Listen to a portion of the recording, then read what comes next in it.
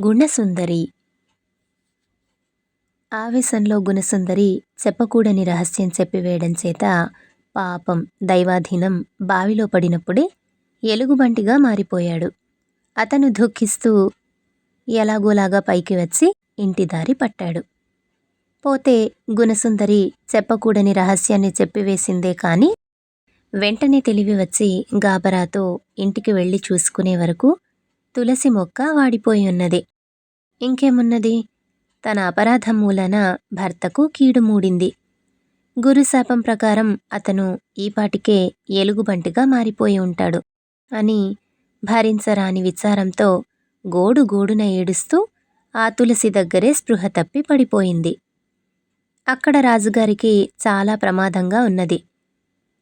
ఏమిట్రా భగవంతుడా అని కోటలో అందరూ చింతిస్తున్న సమయంలో హరమతి కాలమతులు మహేంద్రమణిని తీసుకువచ్చి మహారాజు ఎదుట పెట్టారు. అది చూసి తండ్రి రాజ్యం తమకే దక్కింది కదా అని రూపాహేమలు పొంగిపోయారు. కాని మణిని చూసి రాజవైద్యుడు ఇది ప్రకాశించటం లేదే అన్నాడు.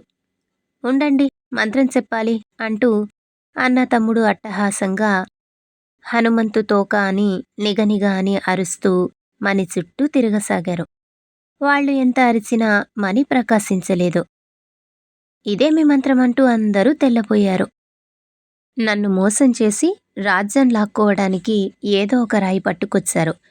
వీళ్ల తలలు ఖండించి గుమ్మానికి వేలాడతీయండి అని మహారాజు గోండ్రించాడు. రాజవైద్యుడు నిదానంగా మణిని పట్టి చూసి, దీని లక్షణాలన్నీ సరిగానే కనబడుతున్నాయి. ఇది నిజంగా మహేంద్రమణే. కాని వీరు దీనికి ప్రయోగించవలసిన మంత్రం మరచి ఉంటారు అన్నాడు. అయితే ఆ మంత్రమేదో జ్ఞాపకం చేసుకుని ఆడవమనండి అంటూ మహారాజు నిస్పృహతో చెప్పి ప్రాణం మీద ఆశ వదులుకున్నాడు. దైవాధీనమంటే ఇప్పుడు ఎలుగుబంటి కదా. ఎరుకలగూడెంలోకి రాగానే అంతా కేకలు వేస్తూ బడితెలు పుచ్చుకుని వెంటబడ్డారు. ఆ కేకలకు అదిరిపడి ఏమిటో చూద్దామని గుణసుందరి ఇంటిలో నుంచి ఇవతలకు వచ్చింది. ఆ ఎలుగుబంటి దీనంగా గుణసుందరి వెనుకకు వచ్చి నక్కింది. అది మిమ్మల్ని ఏమీ చేయదు, భయపడకండి, మీ దారిని మీరు వెళ్ళిపోండి అని ఆమె గూడెం ప్రజలను వారించి చేతులారా చేసిన పాపఫలానికి మొత్తుకుంటూ ఎలుగుబంటిని లోపలకు తీసుకుపోయింది. పట్టరాని దుఃఖంతో గుణసుందరి ఎలుగుబంటి రూపంలో ఉన్న భర్త కాళ్ళ మీద పడి తెలియక చేసిన ఈ అపరాధానికి క్షమించమని ప్రార్థించింది. దైవాధీనం ఎలుగుబంటిగా మారిపోవచ్చు. అతనికి ఈ రూపంలో వాక్కు లేకపోవచ్చు. అయినప్పటికీ అతను సర్వజ్ఞుడాయే. గుణసుందరి మొర విని దైవాధీనం అక్కడ ఉన్న శ్రీ రాజరాజేశ్వరి విగ్రహాన్ని చూపించి, ఆ తల్లే మనకు దిక్కు కనుక ఆమెను ప్రార్థించు అంటూ సంజ్ఞ చేశాడు. భర్త ఆజ్ఞ తలదాల్చి గుణసుందరి తమ ఇలవేలుపైన దేవికి భక్తితో మొక్కులిడి ప్రార్థించింది. తన భక్తురాలు పతిభక్తి పరాయణ అయిన గుణసుందరి చేసే ప్రార్థనలు కైలాసంలో ఉన్న పార్వతీదేవికి వినపడినాయి. కరుణామయి, ఆశ్రిత జనపక్షపాతి అయినటువంటి దేవి పరమేశ్వరునితో ఈ సంగతి చెప్పి గుణసుందరిని అనుగ్రహించవలసిందిగా వేగిరపెట్టింది. ప్రియసతి అయిన పార్వతి మనవిని పరమేశ్వరుడు ఎప్పుడైనా కాదనగలడా? వెంటనే ఆ దంపతులు కిరాత దంపతులయి గుణసుందరి ఇంటి ముందు అవతరించారు. ఆ ఇంటికి వెళ్ళి తలుపు తీసుకుని, కొంచెం బిచ్చం పెట్టే చిట్టి తల్లా అని వారు అడిగారు. వారిని చూచి గుణసుందరి తన నిర్భాగ్యత్వానికి చింతిస్తూ బొటబొటా కన్నీరు రాల్చింది. అప్పుడు ఆ కిరాత దంపతులు గుణసుందరిని ఓదార్చి, చిట్టి తల్లి, నీ విచారానికి కారణం మాకు తెలుసు. నువ్వలా విచారించవలసిన పని ఏమీ లేదు. నీతో ఉన్న ఎలుగుబంటిని మాకిచ్చివేయి, దానిని ఆటలాడించి ఐశ్వర్యం సంపాదించుకు వస్తాము అన్నారు. ఈ వింత కోరిక వినే వరకు గుణసుందరి బిత్తరపోయింది. ఆమె బిత్తరపాటి చూసి దివ్యుల్ని గుర్తించిన ఎలుగుబంటి వారి వెంట వెళ్ళటానికి సిద్ధపడింది. ఈ వాలకమంతా కనిపెట్టిన గుణసుందరి, మీరు నా మొరలాలింపవచ్చిన పుణ్యాత్ములో దేవతలో అయి ఉంటారు, నన్ను కటాక్షించండి అంటూ ఆ కిరాత దంపతుల కాళ్ల మీద పడింది. నీకు శుభం చేస్తాములే, నిశ్చింతగా ఉండు అని గుణసుందరిని ఆశీర్వదించి ఆ కిరాత దంపతులు ఎలుగుబంటిని తీసుకుని బయలుదేరారు. పార్వతీ పరమేశ్వరులు ఆ ఎలుగుబంటిని ఆడించుకుంటూ కోటలో ప్రవేశించారు. ఎలుగుబంటి చేత ఎన్నెన్నో వింత ప్రదర్శనలు చేయించారు. దివ్యజ్ఞానం గల ఆ ఎలుగుబంటి అభినయించి జోస్యం చెప్పనారంభించింది. మహేంద్రమని పలికే ఉపాయం కూడా అది చెప్పగలదని వదంతి వ్యాపించింది. ఈ సంగతి చెవిన పడగానే మంత్రి, సేనాపతులు వెంటనే వచ్చి ఎలుగుబంటిని, కిరాత దంపతులను రాజుగారి వద్దకు తీసుకువెళ్లారు.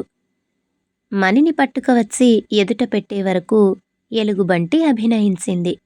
అది ఏమిటి అని అడిగితే, ఈ రాజును ఏ కూతురు నిజంగా ప్రేమిస్తున్నదో ఆమె తన మగనితో సహా ముమ్మారు ప్రదక్షిణం చేసినట్టయితే మహేంద్రమని పలుకుతుంది అని కిరాత దంపతులు ఎలుగుబంటి అభినయానికి అర్థం చెప్పారు. ఒకరేమిటి, ఇద్దరమున్నాం అంటూ రూపాహేమలు తమ తమ భర్తలను వెంటబెట్టుకుని మడికట్టుకు వచ్చి మణి చుట్టూ ముమ్మారు ప్రదక్షిణం చేశారు. వారు ఎంతసేపు తిరిగినా మణి పలకలేదు. ఏమో అనుకున్నాం, నిజంగానే ఏ రాయో చేత పట్టుకవచ్చి మా పరువు కూడా తీసేశారు వీళ్ళు అని రూపాహేమలు తమ భర్తలను ఆడిపోసి వాళ్లపైన మెటికలు విరిచారు. మహారాజు మళ్ళీ నిస్పృహలో పడ్డాడు. ఎలుగుబంటి మళ్ళీ అభినయించింది. అదేమిటి అని అడిగితే, భోరు భోరుమంటూ ఊరి చివరను నే చిన్న కూతురు ఉన్నది, ఆమె వచ్చి ప్రదక్షిణం చేస్తే మని తప్పక పలుకుతుంది అంటూ కిరాత దంపతులు అర్థం చెప్పారు. వెంటనే మంత్రి, మేనాదేవి వెళ్ళి గూడెంలో ఉన్న గుణసుందరిని వెంటబెట్టుకు వచ్చారు. కోటలోకి వచ్చి రావడంతోనే గుణసుందరి తండ్రి మీద పడి గోడుగోడున ఏడ్చింది. చిట్టి తల్లి, నీకు నేనెంత అన్యాయం చేసినప్పటికీ నీకు నా మీద అభిమానం కొంచెమైనా తగ్గలేదు. ఇదే నాకు 10,000 అంటూ మహారాజు గుణసుందరిని చేరదీసుకుని అక్కున అదుముకున్నాడు. అక్కడ సమావేశమైన ప్రజలందరూ ఏమవుతుందో చూద్దామనే ఆత్రంతో గుణసుందరిని ముందు మణి చుట్టూ ప్రదక్షిణం చేయమని వేగిరపెట్టారు. ఆమె అందుకు సిద్ధపడేసరికి, చిట్టి తల్లే, నువ్వు నీ పతితో కలిసి ప్రదక్షిణం చేయాలే అన్నది పార్వతీదేవి. నా భర్త దురదృష్టవశాత్తు ఎలుగుబంటిగా మారిపోయారు. మీరెవరో పుణ్యాత్ముల్లాగా కనబడుతున్నారు. దయవంచి నా భర్త శాప విమోచన మార్గం సెలవీయండి అంటూ గుణసుందరి దేవిని ప్రార్థించింది.